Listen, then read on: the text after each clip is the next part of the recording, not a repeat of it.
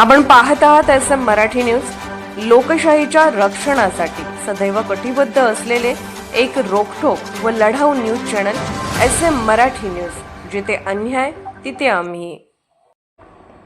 हातकणंगले येथे रेल्वेची धडक, दारूच्या नशेत रूळ ओलांडताना 33 वर्षीय तरुणाचा मृत्यू।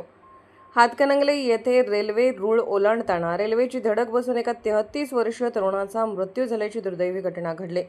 प्राथमिक माहितीनुसार संबंधित तरुण दारूच्या नशेत असल्याचा संशय व्यक्त करण्यात येत आहे।